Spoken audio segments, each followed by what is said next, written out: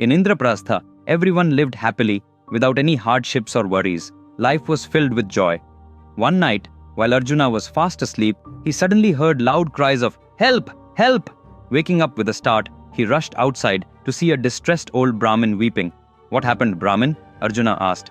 The old man replied, "Some thieves have entered my home. They are stealing my cows and calves, animals I have raised and cared for over many years as though they were my family. They are taking them away through the forest path. You must save them, Arjuna." Immediately, Arjuna declared, "Thieves in my kingdom? I'll punish them right now," and ran back to the fort to get his weapons. That was when he remembered. The weapons were kept in a room that could only be reached by going through Dharmaraja's private chamber. According to what Narada had advised, Draupadi would be the wife of only one Pandava brother per year, starting with Dharmaraja for the first year. During that year, if any of the other four brothers approached Dharmaraja's private chamber, they would be sent on a year-long pilgrimage. Arjuna thought, "I don't care if I have to face that punishment. I promised the Brahmin that I would protect his cows." So, Arjuna went to Dharmaraja's chamber and called out, "Brother, I'm Arjuna. I need my weapons. Please open the door." No answer came from inside, so he opened the door himself, entered, took his weapons, and raced off along the forest path to catch the thieves. He tracked them down, fought them, defeated them, and returned the cows to the Brahmin. The next day, Arjuna informed Dharmaraja of everything that had happened and said, "I must go on my pilgrimage now." Dharmaraja objected. "What you did was right and just. There's nothing wrong in it. There is no need for you to leave." But Arjuna insisted, "I gave my word and must keep it, or what good is my promise? Please allow me to go." Despite not wanting to, Dharmaraja gave his consent, and Arjuna set out on his pilgrimage. He traveled on and on until he reached the Himalayas. In the place where the river Ganga begins, he stayed and performed penances every day. One morning, when he was bathing in the river to prepare for his meditation, a mysterious force pulled him into the water. Arjuna lost consciousness. When he woke the following day, he saw right before his eyes a strikingly beautiful young woman. Her name was Ulupi, daughter of King Naga of the Naga realm. "Oh, valiant one, please accept me," she pleaded. Arjuna explained about Draupadi and said, "It's not possible." But Ulupi convinced him. They spent several joyful months together there. Then, when the time came for Arjuna to leave, he said goodbye and departed, leaving Ulupi behind. Continuing his pilgrimage, Arjuna eventually arrived in Manalooru.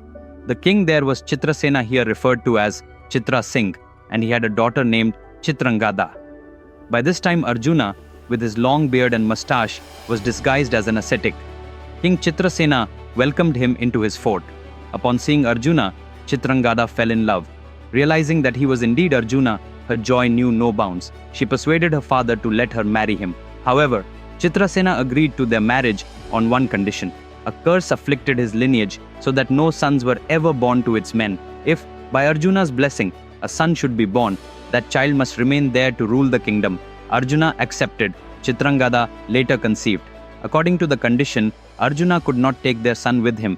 Chitrangada told him, "I must stay here to take care of our son, so I cannot leave." Arjuna left Chitrangada with her father and continued on his pilgrimage once more. He traveled until he reached Prabhasa Kshetra near Dwaraka. Learning that Arjuna had arrived, Krishna went to meet him. They greeted each other warmly and spent several days there. Through Krishna, Arjuna came to know all about Dwaraka. One thing in Dwaraka especially caught Arjuna's interest: Subhadra, the beloved younger sister of Krishna and Balarama. Hearing about her beauty, Arjuna fell in love with her even before laying eyes on her. He shared this with Krishna. Krishna said, "Arjuna, marrying Subhadra won't be easy. Balarama has already decided on someone else for her. But since you're in love with her, and if she feels the same for you, I will take on the responsibility of making the marriage happen. Tomorrow, we will go to Dwaraka, and there I will fix the auspicious time for your wedding," Krishna promised Arjuna. Friends, can you believe that a single most interesting story can change a person's entire life? If you read this story aloud to your children, can you believe it will teach them the values they need in life? And for any problem you are experiencing now or in the future, can you believe that the solution is found by reading just one story? Yes, it's possible. Only with the greatest epic ever told in the history of humankind, the Mahabharata. This story is 100 times more extraordinary than any super hit movie.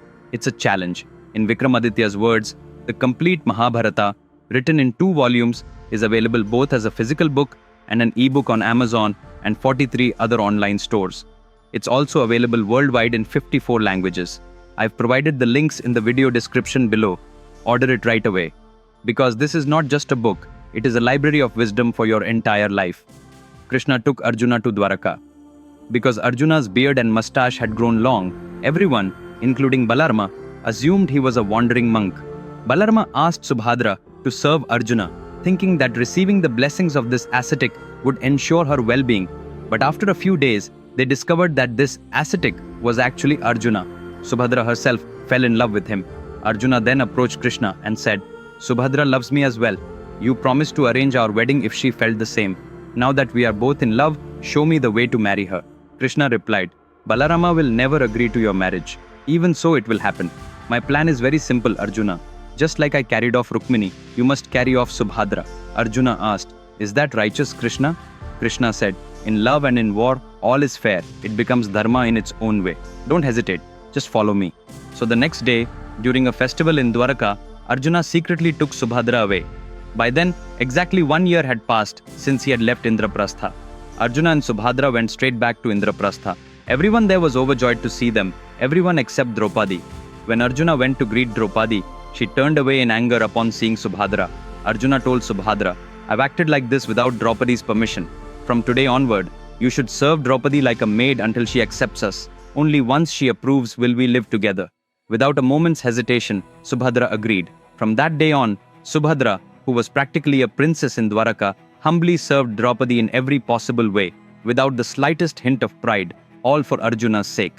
When Draupadi realized that Subhadra's love was genuine and pure, she herself joyfully arranged a grand wedding for Arjuna and Subhadra in Indraprastha.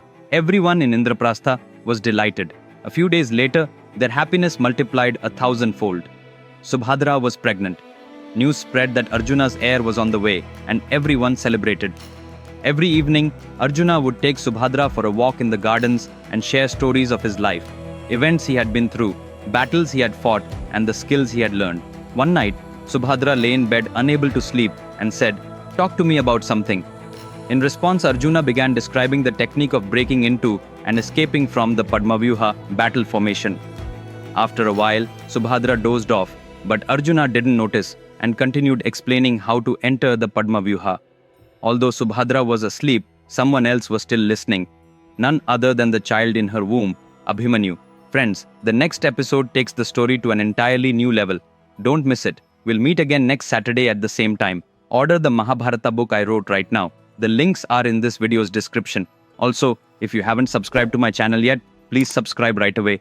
Till then, take care. Bye.